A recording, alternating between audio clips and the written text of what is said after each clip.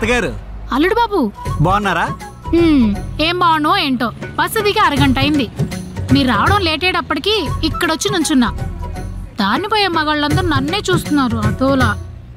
చాలా ఇబ్బందిగా అనిపిస్తుంది. అయ్యో అత్తగారు, వాళ్ళందరినీ తప్పుగా అనుకోకండి. వృద్ధాశ్రమంకి దారి తెలియక ఇక్కడ నిల్చున్నారేమో అని చెప్పి దారి చెప్పడానికి చూస్తుంటారు అంతే. అంత వెటకారం మేము అవసరం లేదులే బాబు. మొన్న ఫంక్షన్ లో అంజు నేను పక్కపక్కనే నిలబడితే మాడపడి చంచయ్య అంజుకి చెల్లెల్లా ఉన్నావంది తెలుసా? ఎవరు? ఆ కప్ప ముఖం ఆవిడేనా? అనుకున్నా. మిమ్మల్ని చెల్లిలా కాదు కూతురులా ఉన్నారనుకున్నా పట్టించుకోకండి. ఆవిడికి సైట్ ఉంది. 2 అడుగుల దూరంలో మొసలున్న చేప అనుకొని వండుకొని తిందామని సంకలో పెట్టుకుని వెళ్ళిపోద్ది. సర్లే బాబు బండిది. అత్తగారు అటో కాలు ఇటో కాలు వేసుకొని సమానంగా కూర్చోండి సరేనా? అత్తగారు మా ఊరు వచ్చినప్పుడు నేను మీ బ్యాగ్ మోస్తున్నా. రేపు పొద్దున్న నేను మీ ఊరు వచ్చినప్పుడు నా బ్యాగ్ మీరు మోయాలా. సమానత్వం. అమ్మా వచ్చేసావా?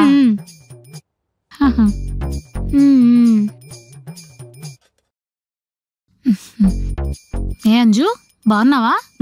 నేను బాగున్నాను. నువ్వు బాగున్నావా? బానే ఉన్నానే. నువ్వేంటే ఇలా బక్క చిక్కిపోయావు? అల్లుడు తిండి పెట్టట్లేదా ఏంటి? ఎందుకు పెట్టడం లేదు? నేనేం తింటున్నాను సమానంగా అంతే తిని మీ కూతురికి పెడుతున్నా. మంచిది. ఇంతకీ మీరే తింటున్నారు బాబు? కీటో డైట్ లో ఉన్నాను అత్తగారు. రోజుకు ఒక పూట మాత్రమే భోజనం చేస్తున్నా. అర్థమైంది. మీ ఆయన కోగరిగించడానికి నీ కోగరిగిస్తున్నాడు అనమాట. అమ్మా నువ్వు ఆయన మాటలేం పట్టించుకో. కానీ నువ్వు వెళ్ళి ఫ్రెష్ అవ్వమ్మా. అయ్యో ఈ రూమ్ లో గీజర్ లేదు. నువ్వు ఆ రూమ్కి వెళ్ళి ఫ్రెష్ అవ్వు. అదేంటది?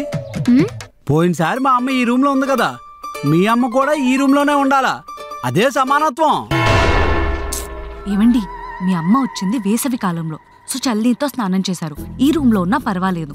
మా అమ్మ వచ్చింది చలికాలంలో, చల్లనీళ్ళతో ఎలా స్నానం చేస్తారు? అందుకే ఈ రూమ్ లో గీజర్ ఉంది కాబట్టి ఈ రూమ్ కి వెళ్ళి ఫ్రెష్ అవ్వమంటున్నాను. ఓహో మా అమ్మ చల్లనీళ్ళతో స్నానం చేసిందా?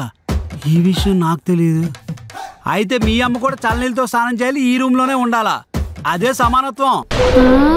ఇందులో ఎలాంటి చేంజ్ లేదు.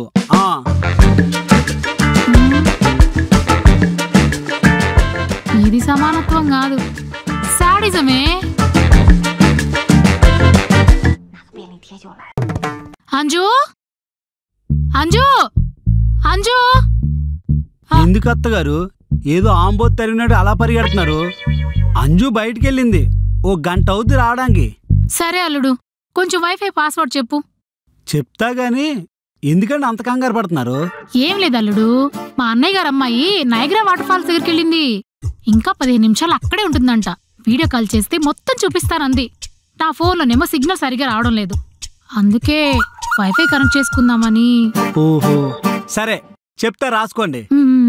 చెప్పండి. KAMAL కమల్.